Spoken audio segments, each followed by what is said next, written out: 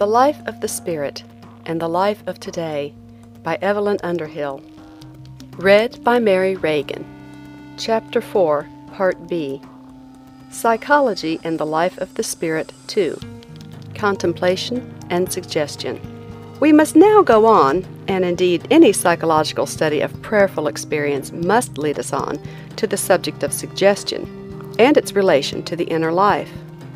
By suggestion, of course, is here meant, in conformity with current psychological doctrine, the process by which an idea enters the deeper and unconscious psychic levels and there becomes fruitful. Its real nature, and in consequence something of its far-reaching importance, is now beginning to be understood by us, a fact of great moment both for the study and the practice of the spiritual life. Since the transforming work of the Spirit must be done through man's ordinary psychic machinery, and in conformity with the laws which govern it, every such increase in our knowledge of that machinery must serve the interests of religion, and show its teachers the way to success. Suggestion is usually said to be of two kinds. The first is heterosuggestion, in which the self-realizing idea is received either wittingly or unwittingly from the outer world. During the whole of our conscious lives, for good or evil, we are at the mercy of such heterosuggestions, which are being made to us at every moment by our environment, and they form, as we shall afterwards see, a dominant factor in corporate religious exercises. The second type is autosuggestion. In this, by means of the conscious mind, an idea is implanted in the unconscious and there left to mature.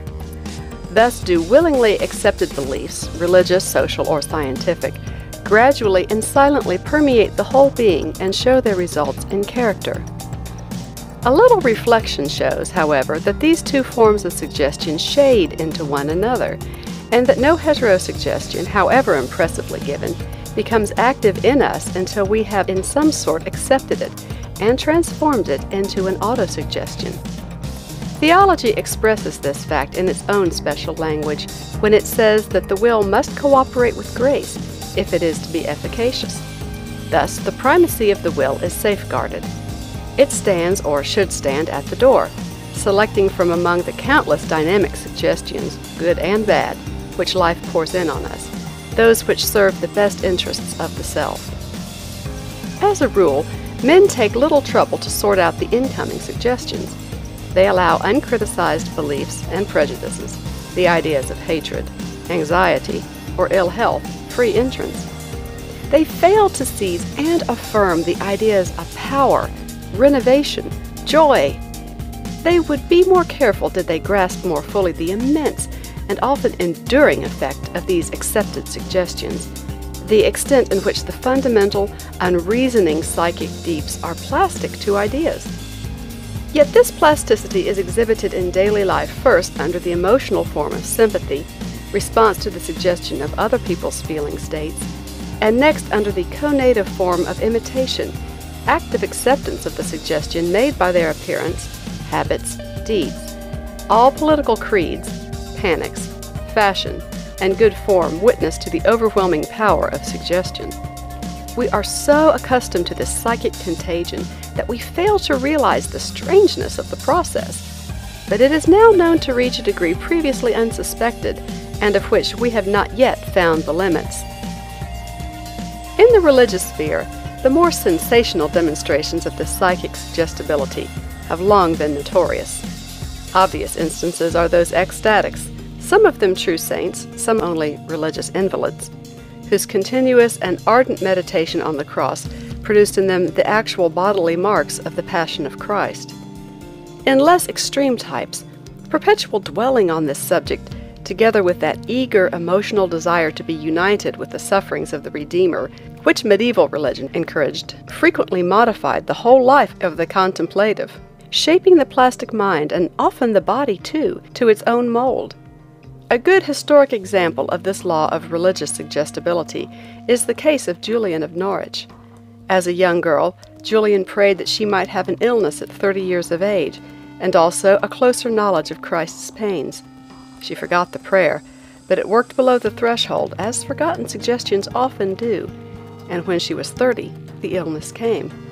Its psychic origin can still be recognized in her own candid account of it, and with the illness the other half of that dynamic prayer received fulfillment in those well-known visions of the Passion to which we owe the revelations of divine love. 99. This is simply a striking instance of a process which is always taking place in every one of us, for good or evil. The deeper mind opens to all who knock, provided that the newcomers be not the enemies of some stronger habit or impression already within.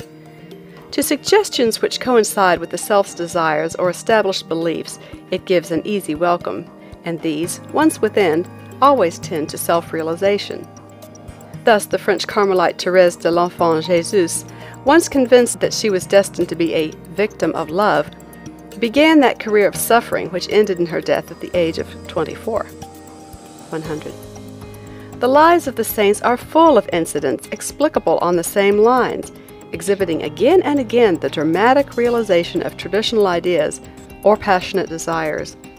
We see, therefore, that St. Paul's admonition, "Whatsoever things are pure, whatsoever things are lovely, whatsoever things be of good report, think on these things," is a piece of practical advice of which the importance can hardly be exaggerated, for it deals with conditions under which man makes his own mentality.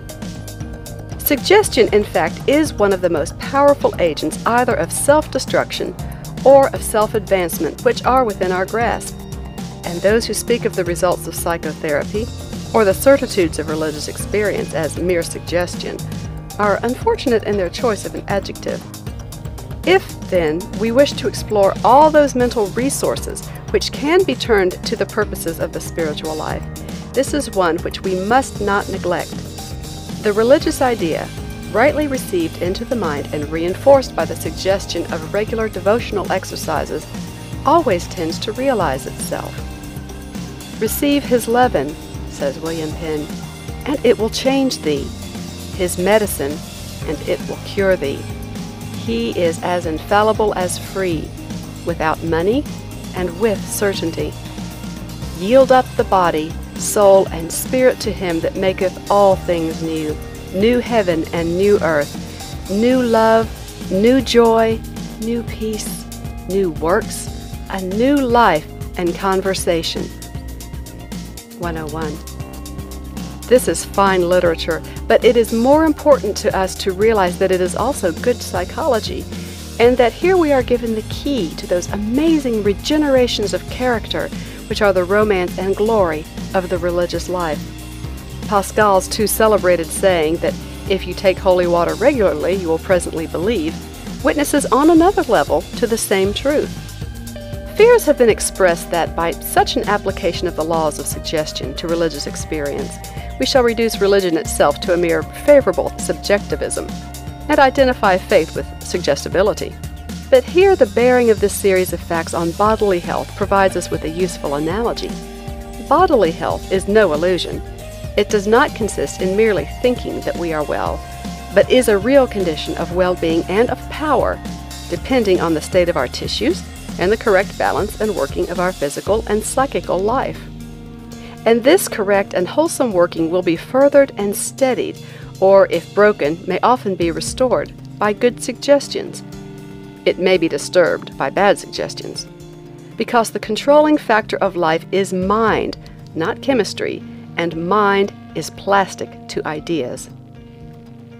So too the life of the Spirit is a concrete fact, a real response to a real universe.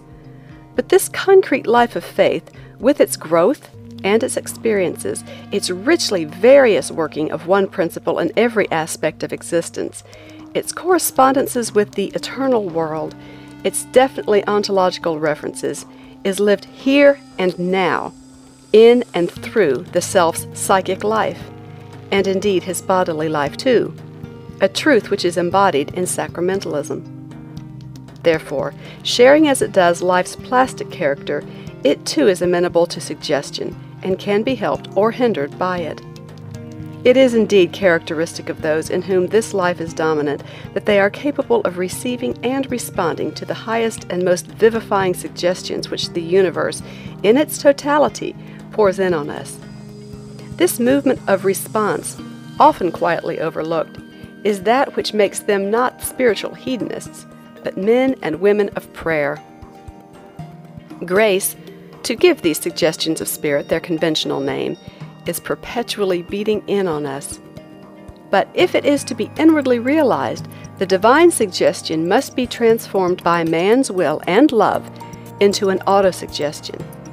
And this is what seems to happen in meditation and prayer. Everything indeed points to a very close connection between what might be called the mechanism of prayer and of suggestion. To say this is in no way to minimize the transcendental character of prayer. In both states, there is a spontaneous or deliberate throwing open of the deeper mind to influences which, fully accepted, tend to realize themselves. Look at the directions given by all great teachers of prayer and contemplation, and these two acts, rightly performed, fuse one with the other. They are two aspects of the single act of communion with God. Look at their insistence on a stilling and a recollecting of the mind, on surrender, a held passivity not merely limp but purposeful, on the need of meek yielding to a greater inflowing power and its regenerating suggestions. Then compare this with the method by which health-giving suggestions are made to the bodily life. In the deeps of the soul, His word is spoken. Is not this an exact description of the inward work of the self-realizing idea of holiness received in the prayer of quiet into the unconscious mind, and there experienced as a transforming power?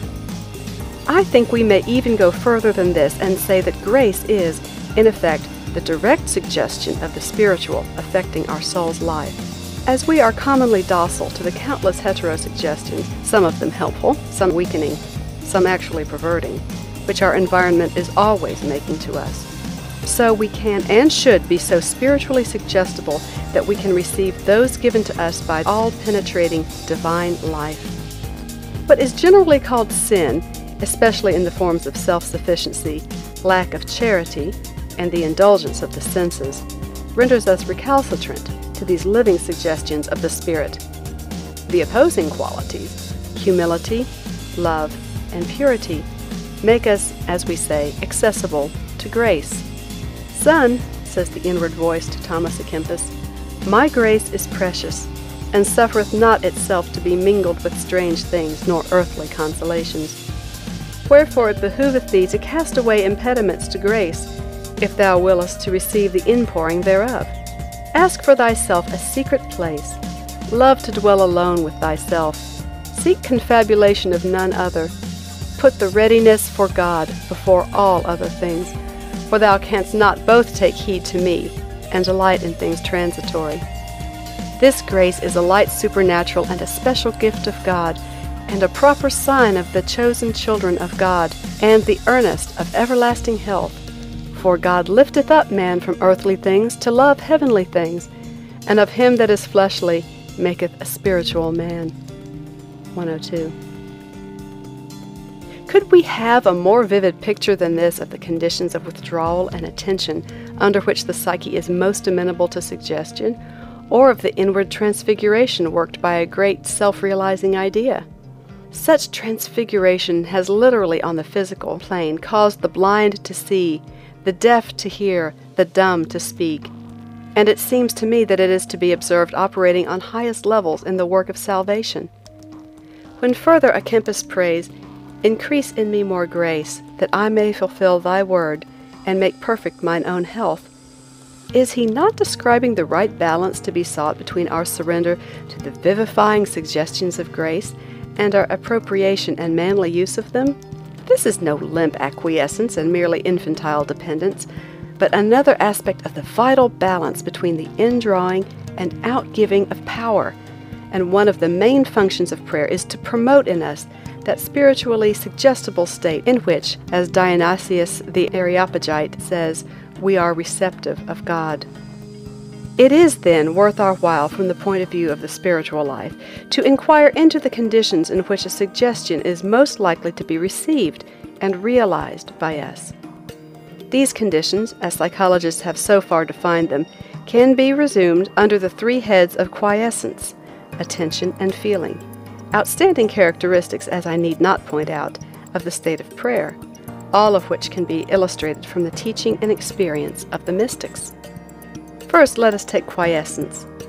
In order fully to lay open the unconscious to the influence of suggested ideas, the surface mind must be called in from its responses to the outer world, or in religious language, recollected, till the hum of that world is hardly perceived by it.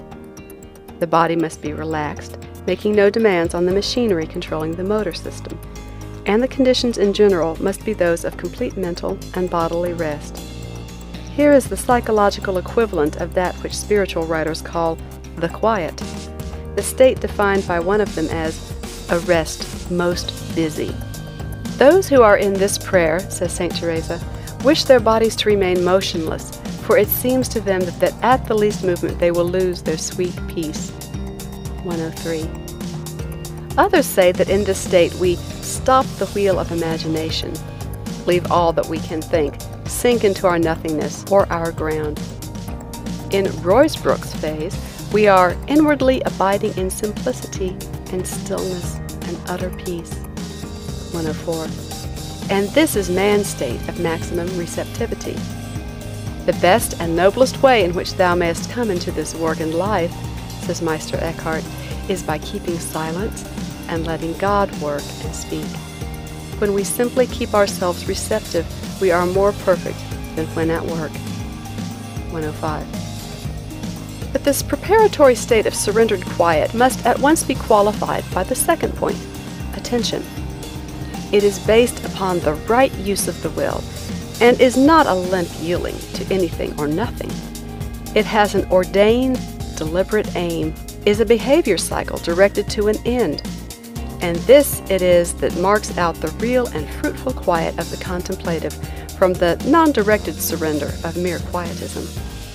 Nothing, says St. Teresa, is learnt without a little pains. For the love of God, sisters, account that care well employed, that ye shall bestow on this thing. 106.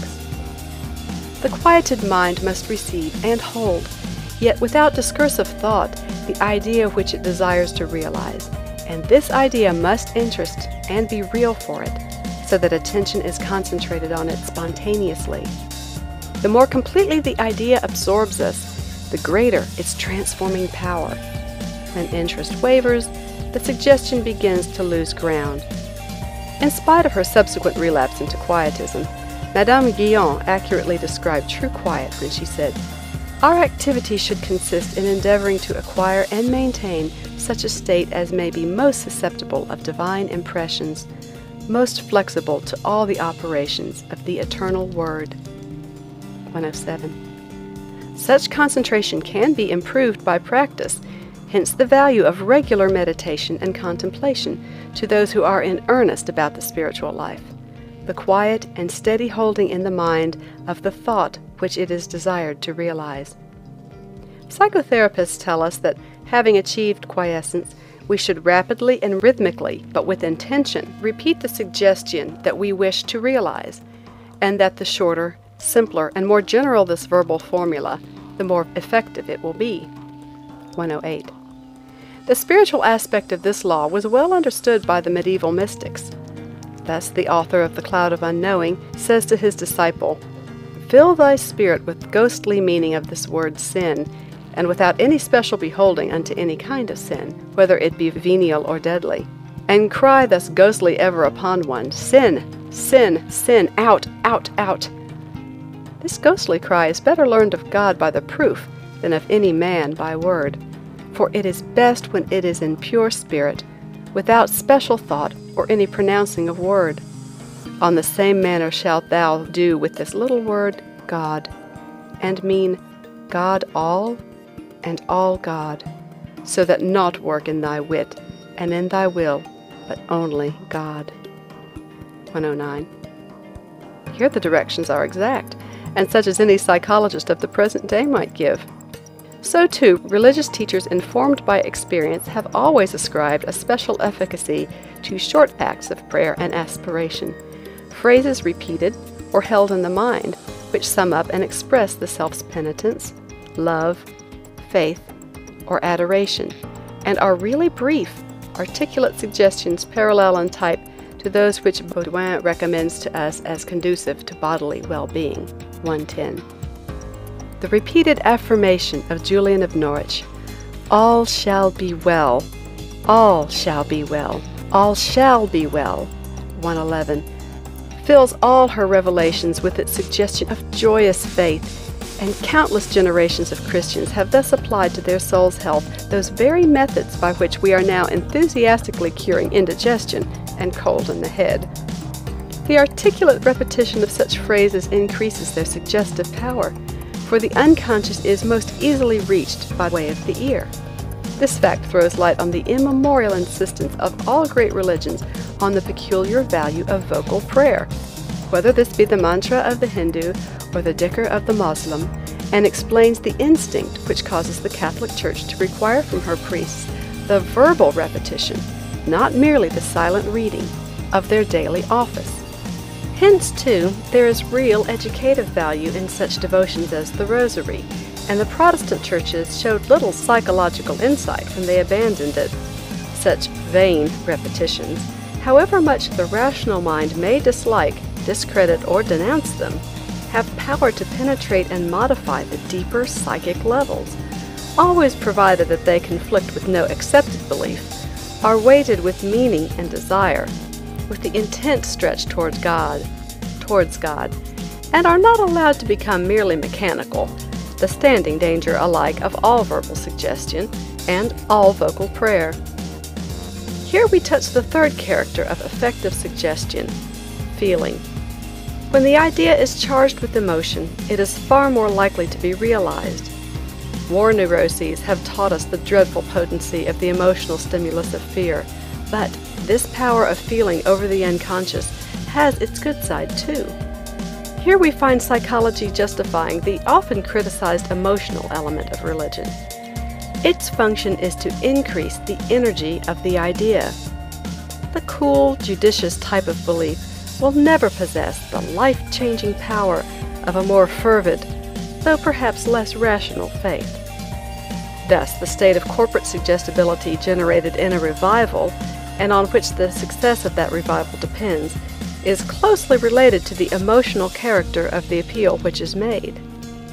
And on higher levels, we see that the transfigured lives and heroic energies of the great figures of Christian history all represent the realization of an idea of which the heart was an impassioned love of God, subduing to its purposes all the impulses and powers of the inner man. If you would truly know how these things come to pass, said St. Bonaventura, ask it of desire, not of intellect, of the ardors of prayer, not of the teaching of the schools. 112. More and more psychology tends to endorse the truth of these words. Quiescence, attention, and emotional interest are then the conditions of successful suggestion. We have further to notice two characteristics which have been described by the Nancy School of psychologists, and which are of some importance to those who wish to understand the mechanism of religious experience. These have been called the law of unconscious teleology and the law of reversed effort. The law of unconscious teleology means that when an end has been effectively suggested to it, the unconscious mind will always tend to work towards its realization. Thus, in psychotherapeutics, it is found that a general suggestion of good health made to the sick person is often enough. The doctor may not himself know enough about this malady to suggest stage by stage the process of a cure. But he suggests that cure, and the necessary changes and adjustments required for its realization are made unconsciously under the influence of the dynamic idea. Here the direction of the cloud of unknowing. Look that nothing live in thy working mind, but a naked intent directed to God. 113. suggesting as it does to the psyche the ontological object of faith, strikingly anticipates the last conclusions of science. Further, a fervent belief in the end proposed, a conviction of success, is by no means essential. Far more important is a humble willingness to try the method, give it a chance. That which reason may not grasp, the deeper mind may seize upon and realize, always provided that the intellect does not set up resistances. This is found to be true in medical practice, and religious teachers have always declared it to be true in the spiritual sphere, holding obedience, humility, and a measure of resignation, not spiritual vision, to be the true requisites for the reception of grace, the healing and renovation of the soul. Thus, acquiescence in belief and loyal and steady cooperation in the corporate religious life are often seen to work for good in those who submit to them, though these may lack, as they frequently say, the spiritual sense. And this happens not by magic, but in conformity with psychological law. This tendency of the unconscious self to realize without criticism a suggested end lays on religious teachers the obligation of forming a clear and vital conception of the spiritual ideas which they wish to suggest, whether to themselves in their meditations or to others by their teaching, to be sure that they are wholesome and really tend to the fullness of life. It should also compel each of us to scrutinize those religious thoughts and images which we receive and on which we allow our minds to dwell, excluding those that are merely sentimental, weak, or otherwise unworthy, and holding fast to the noblest and most beautiful that we can find. For these ideas, however generalized, will set up profound changes in the mind that receives them. Thus, the wrong conception of self-immolation will be faithfully worked out by the unconscious, and has been too often in the past, in terms of misery, weakness, or disease. We remember how the idea of herself as a victim of love worked physical destruction in Thérèse de l'Enfant Jésus, and we shall never perhaps know all the havoc wrought by the once fashionable doctrines of predestination and the total depravity of human nature.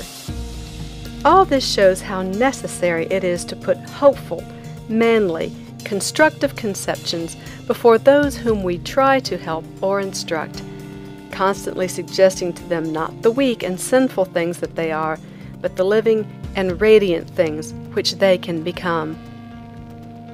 Further, this tendency of the received suggestion to work out its whole content for good or evil within the unconscious mind shows the importance which we ought to attach to the tone of a religious service, and how close too many of our popular hymns are to what one might call psychological sin, stressing as they do a childish weakness, love of shelter and petting, a neurotic shrinking from full human life, a morbid preoccupation with failure and guilt.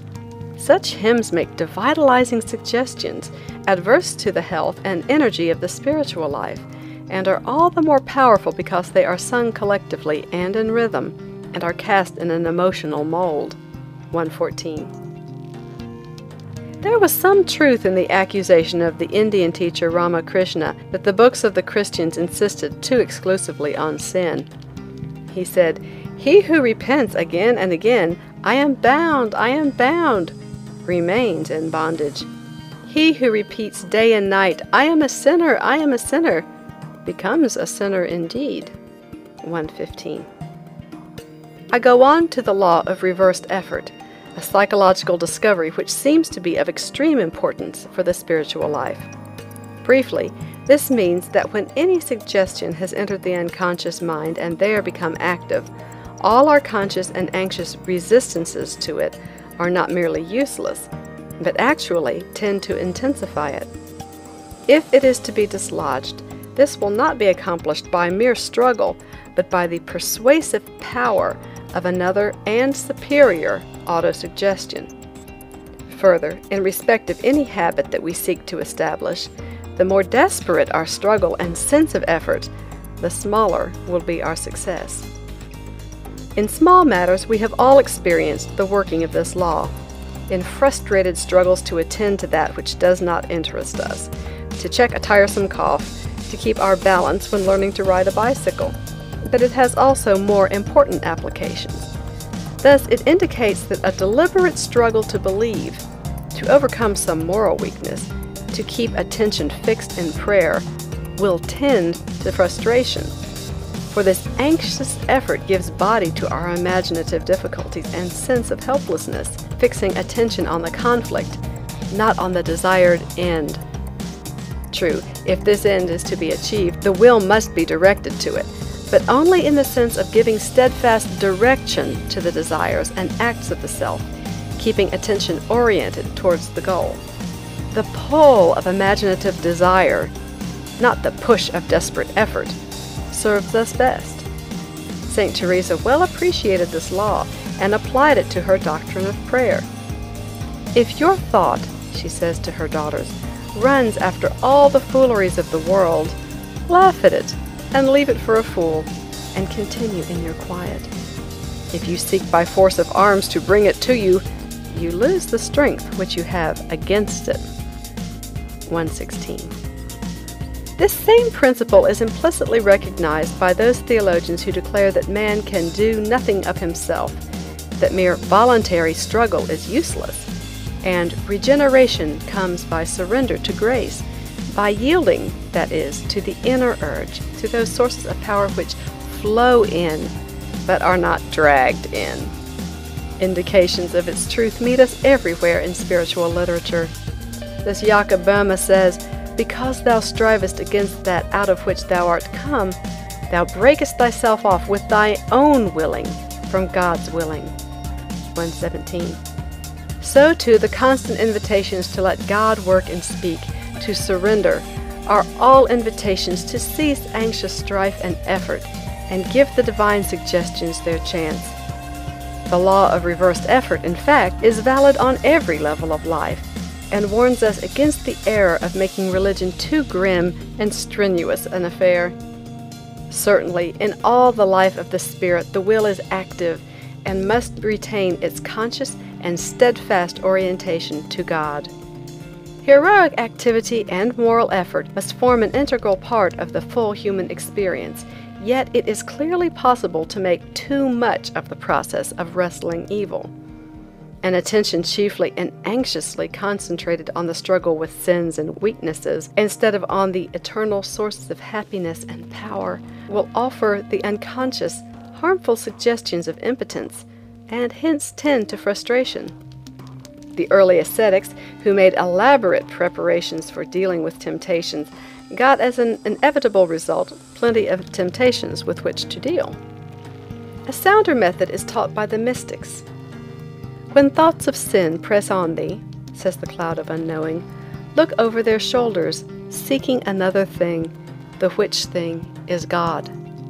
118. These laws of suggestion, taken together, all seem to point one way. They exhibit the human self as living, plastic, changeful, perpetually modified by the suggestions pouring in on it, the experiences and intuitions to which it reacts. Every thought, prayer, enthusiasm, fear is of importance to it. Nothing leaves it as it was before. The soul, said Boehme, stands both in heaven and in hell. Keep it perpetually busy at the window of the senses, feed it with unlovely and materialistic ideas, and those ideas will realize themselves. Give the contemplative faculty its chance. Let it breathe at least for a few moments of each day the spiritual atmosphere of faith, hope, and love, and the spiritual life will, at least in some measure, be realized by it. End of chapter 4.